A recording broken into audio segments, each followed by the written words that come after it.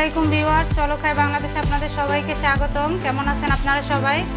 আমিও আল্লাহর রহমতে আপনাদের দোয়ায় ভালো আছি। চলে আসলাম নতুন আরেকটি রেসিপি নিয়ে। আজ আমি আপনাদের তৈরি করে দেখাবো নোনা ইলিশের শুটকি। তো চলুন আমাদের এই নোনা ইলিশের শুটকি তৈরি করতে কি কি লাগবে উপকরণগুলো একবার দেখে আসি।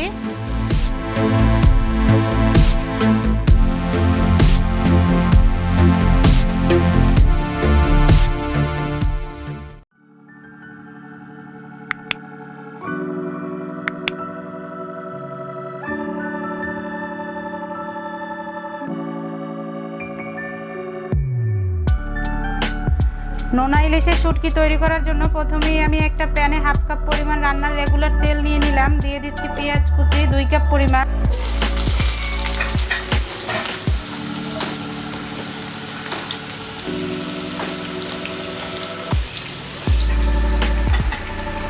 পেঁয়াজটাকে আমি হালকা সফট করে ভেজে নিব।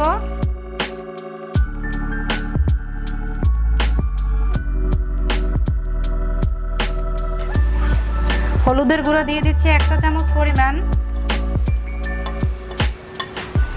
লাল মরিচের গুঁড়ো দিয়ে দিচ্ছি 2 টেবিল চামচ পরিমাণ। ঝালটা আসলে আপনাদের স্বাদ অনুযায়ী আপনারা অ্যাডজাস্ট করে নেবেন। জিরা ধনিয়ার গুঁড়ো দিয়ে দিচ্ছি 1 টেবিল চামচ পরিমাণ।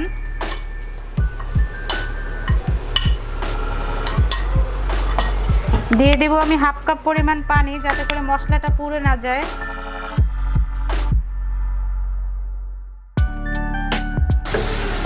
এখন মশলাটাকে ভালো করে 6 থেকে 7 মিনিটের জন্য একটু ভালো করে কষিয়ে নিব।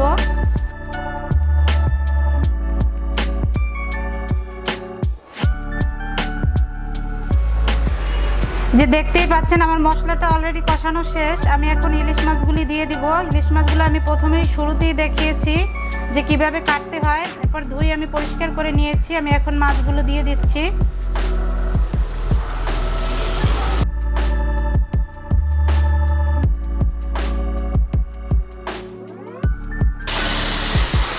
সাথে দিয়ে দিচ্ছি খোসা ছাড়ানো কিছু রসুন, এখানে হাফ কাপ পরিমাণ হবে।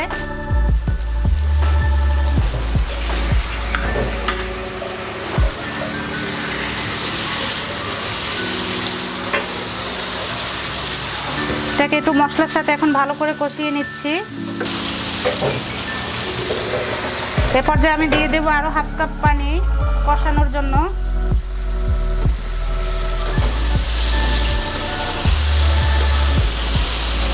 আমরা 5 মিনিট অপেক্ষা করব, এতে করে পানিটা শুকিয়ে যাবে আর আমাদের মাছটাও খুব ভালোভাবে কষানো হয়ে যাবে।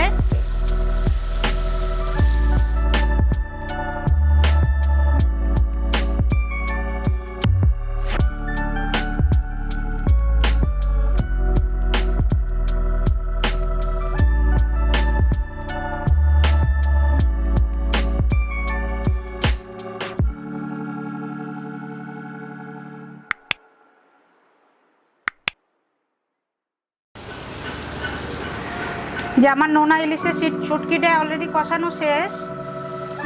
আমি এখন জলের পানিটা অ্যাড করে দিব। আমি এখানে 2 কাপ পরিমাণ জলের পানি দিয়ে দিচ্ছি। আপনারা আপনাদের মাছের পরিমাণটা বুঝে পানিটা অ্যাড করবেন।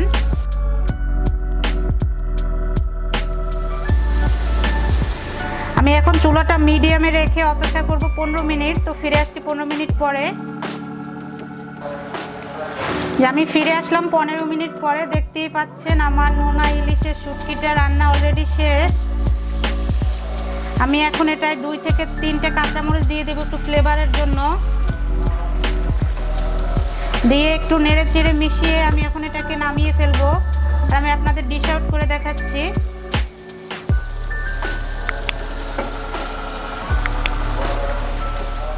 এই যে আমার তৈরি হয়ে গেল নোনা ইলিশ শুটকি ভুনা। এটা আপনারা অবশ্যই বাসায় ট্রাই করবেন। আর যখন এই ইলিশটা রান্না করবেন চেষ্টা করবেন লবণ না দিতে, কারণ এতে পর্যাপ্ত পরিমাণ লবণ দেওয়াই থাকে। আর আপনারা যদি সবজি দিয়ে এটা রান্না করেন, বেগুন আলু দিয়ে, তখন হয়তো বা বুঝে আপনারা সামান্য লবণ ব্যবহার করতে পারবেন।